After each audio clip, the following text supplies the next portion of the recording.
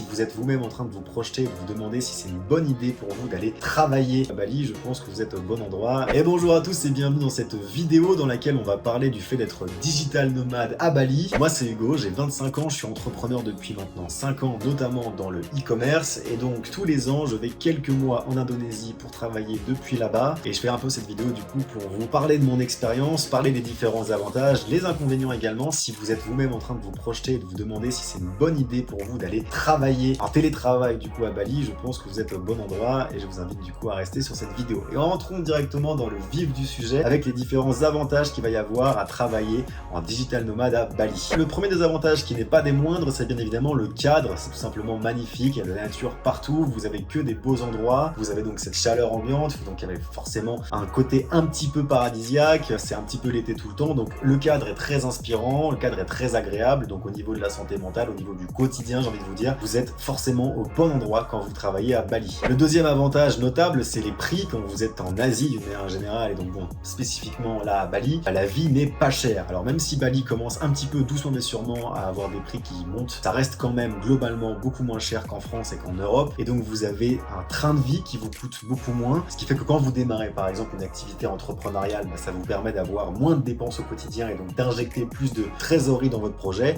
Et quand vous êtes tout simplement déjà bien établi dans votre business, vous avez tout simplement plus de pouvoir d'achat quand vous êtes à Bali. Pour vous donner un petit peu un ordre d'idée, vous pouvez avoir une très jolie petite villa avec quand même votre piscine, etc. autour de, allez, 700 euros. 700 euros par mois, vous avez déjà petite villa avec votre piscine. Et encore, je pense que dans les commentaires, des gens pourront me dire que pour moins que ça, ils ont des choses similaires. Mais donc là, je prends large, pour 700 euros, vous avez votre petite piscine. Pour après 80 euros par mois, vous avez votre scooter et vous avez déjà tout ce qu'il faut pour, a priori, vivre au quotidien à Bali correctement. Un autre avantage qui est notable quand on va être digital nomade à Bali, c'est la présence de tous les coworking. Il y a beaucoup d'espaces où justement beaucoup de freelance et de digital nomades se réunissent. Et c'est vrai que du coup, vous n'allez pas manquer d'endroits pour vous poser et pour travailler. Et surtout, vous aurez l'occasion du coup de rencontrer d'autres gens qui sont dans la même situation que vous, qui sont du coup également en train de travailler à distance. Et ça fait une passerelle parfaite vers le dernier avantage notable que moi j'ai pu retenir, c'est le fait de pouvoir réseauter facilement à Bali, étant donné que c'est un petit peu un lieu très central où beaucoup de personnes qui travaillent à distance passent et qui donc il y a beaucoup de digital nomades, il y a forcément du coup une capacité à réseauter, donc à connecter avec des gens bien plus qu'ailleurs. C'est le fait que ce soit un centre comme ça d'expatriés et de personnes qui travaillent à distance fait que vous pouvez facilement connecter avec des gens, facilement trouver des prospects et des partenaires pour vos affaires. Toutefois, vous l'aurez bien compris, tout n'est pas toujours tout rose et il y a bien évidemment également quelques désavantages et inconvénients à travailler à Bali selon moi. Le premier, c'est la difficulté à être productif. Effectivement, on a dit que c'était un cadre merveilleux, un cadre naturel avec beaucoup de choses à voir, donc forcément, ça peut parfois être un petit peu difficile de se mettre au travail et de travailler toute la journée, de s'enfermer finalement dans son bungalow, dans sa villa et de faire 8 heures de deep work, c'est pas forcément évident. Et idem quand vous allez dans les coworking, il y a quand même cette ambiance un petit peu festive, un peu vacances, un petit peu nature qui fait qu'on a envie d'aller faire autre chose. Alors moi je ressens ça souvent au début quand je viens d'arriver parce qu'effectivement ça m'a manqué, donc j'ai toujours un petit peu ce truc où j'ai envie d'aller profiter maintenant que je viens d'arriver, surtout après 20 heures d'avion. Pour autant, quand on y reste assez longtemps, je trouve que qu'on arrive à nouveau à être productif et à être discipliné assez facilement, tout simplement parce que vous savez que c'est à disposition, vous savez que voilà, vous êtes sur l'île, vous avez du coup l'occasion d'en profiter au moins le soir, un petit peu le matin, etc. La journée, vous travaillez à fond, vous savez que c'est important et vous savez que si vous travaillez efficacement, vous pourrez avoir ce train de vie tout du long et donc c'est finalement plus un manque et vous n'êtes plus forcément dans l'urgence de devoir ok, il faut que je profite tant que j'y suis. Un autre désavantage, notamment quand vous bougez beaucoup sur l'île, c'est les connexions internet. Malgré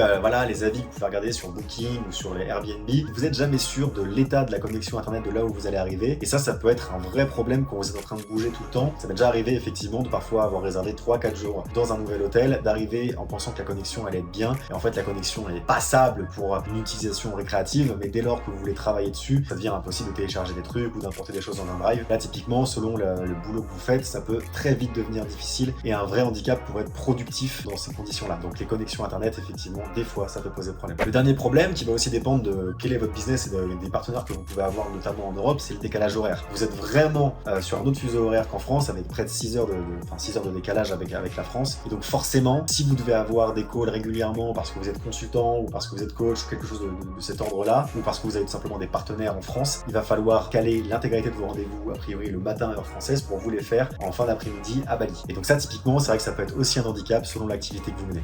Autre sujet qui est très important, c'est la question de où est-ce qu'on doit aller quand on se rend à Bali, quand on est digital nomade. Alors bien évidemment, les lieux à visiter quand on est touriste, je pourrais vous les citer, mais ça sera peut-être l'objet d'une autre vidéo. Ce sont des endroits magnifiques où le but est vraiment de de découvrir le pays. Cependant, quand vous venez et que vous êtes là pour être digital nomade, je suis obligé d'indiquer deux lieux qui sont principalement le lieu où vont tous les digital nomades. Ça va être Ubud et Canggu. Dans ces deux villes-là, vous aurez tout le confort du monde déjà pour travailler efficacement, parce que les logements qui sont dans ces endroits-là sont généralement très bien équipés. Mais vous aurez voilà tout ce qui est coworking, vous aurez des très bons restaurants, vous aurez des très beaux endroits, des très beaux bars, des très beaux beach clubs, etc., qui vous permettront d'avoir ce cadre-là qui vous permet de bosser efficacement et de vous détendre le soir. Donc forcément, si vous allez sur Bali pour travailler, je vous invite à aller dans ces deux lieux-là. Toutefois, voilà, il faut bien préciser que c'est important comme endroit pour travailler parce que justement, vous allez vous connecter avec plein de gens qui sont comme vous, qui vont dans des coworks et qui font du business en ligne. Si vous êtes là pour l'authenticité du pays, pour vous connecter avec quelque chose de différent, de dépaysant, n'allez surtout pas à Canggu en tout cas. À Ubud, ça va, ça peut quand même être un petit peu... Enfin, beaucoup de touristes vont aussi à Ubud parce que c'est très nature. Il y a quand même beaucoup de choses à voir au Ubud, mais si vous allez à Canggu par exemple, vous allez vraiment être dans le monde occidental. On soit bien d'accord, vous n'allez pas du tout être dépaysé, enfin encore que si quand même un petit peu, mais c'est globalement des choses, ça ne correspond pas à l'identité du pays. C'est un endroit où il y a vraiment tous les digital nomades, tous les expatriés qui se réunissent, tous les gens qui viennent faire la fête également. Donc c'est pas une destination que je recommande quand on veut faire du tourisme et qu'on veut découvrir l'île. Par contre, effectivement, quand on veut réseauter, se connecter à des gens et être dans un environnement de travail, Canggu c'est très bien et Ubud également. Une autre chose que j'aime beaucoup avec Bali et que je pense que vous aurez l'occasion de découvrir si vous êtes digital nomade là-bas, c'est un petit peu le train de vie qu'on peut avoir là-bas et ce qui va être le sport, la routine sportive, l'alimentation. C'est très facile, selon moi en tout cas, de manger correctement à Bali pour pas cher et donc d'avoir effectivement des repas beaucoup plus équilibrés, beaucoup plus adaptés à la diète que vous essayez de tenir. Pour les salles de sport, c'est pareil, vous avez l'embarras du choix. Bon, il y a différentes gammes de prix. J'ai essayé qu'il y ait des salles un peu plus chères avec tout ce qu'il faut en termes d'équipement et de clim. J'ai essayé des salles qui valent vraiment rien, à 1 € la séance si ce n'est moins, mais qui n'ont pas de clim et pas toutes les machines. Donc voilà, il y en a pour tous les goûts, il y en a pour tous les budgets. Mais en tout cas, niveau sport, vous avez largement de quoi faire. Et pour ceux qui aiment le surf, si vous êtes à Canggu, vous aurez largement l'occasion de vous éclater sur le surf. Un autre point qui fait que c'est très intéressant d'aller à Bali pour travailler, c'est donc j'en parlais déjà dans les avantages, c'est la capacité à connecter avec des gens facilement. C'est vraiment un bon endroit en fait, si vous voulez, pour connecter avec des partenaires, connecter avec des gens de votre écosystème et dans des métiers un peu similaires aux vôtres. Et notamment, du coup, ça devient un très bon lieu de prospection. Il faut savoir que moi, sur un voyage de 2 semaines à Bali, j'ai eu 3 prises de contact professionnelles pour du coup des potentiels clients qui pourraient être donc des clients de mon agence web, sans forcer, sans que ce soit vraiment quelque chose que j'essaye de faire. Juste en étant dans des coworking et en écoutant un petit peu ce qui se passe autour et en étant accessible, on va dire, pour que les discussions puissent se créer, j'ai pu connecter avec des gens et j'ai pu avoir l'occasion effectivement d'avoir des opportunités business, du coup de proposer mes services à d'autres freelances ou à d'autres entreprises. Et je suis également dans le même cadre, parfois client de certaines personnes que je rencontre là-bas qui ont des business et qui proposent des choses qui moi m'intéressent. Donc c'est super intéressant et si vous êtes un petit peu ouvert aux autres et que vous allez vers les autres, vous avez de très belles opportunités business qui peuvent se créer. J'en profite d'ailleurs pour faire une passerelle et saluer 2 personnes qui ont lancé leur entreprise là-bas,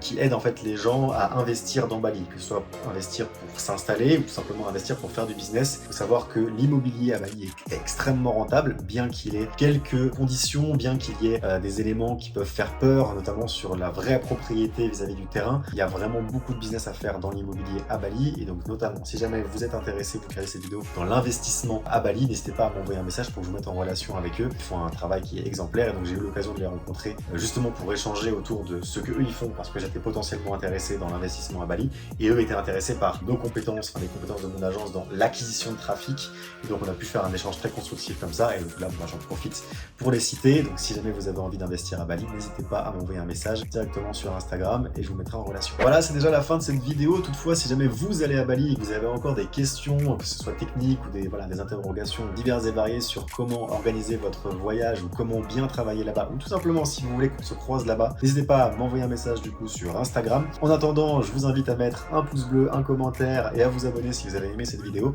Et je précise également que comme dans chacune de mes vidéos YouTube, si jamais vous voulez essayer de gagner 1 heure de coaching avec moi pour parler de votre business, n'hésitez pas à commenter « Je veux 1 heure de coaching » directement dans les commentaires de cette vidéo et on vous écrira directement par YouTube si vous êtes tiré au sort.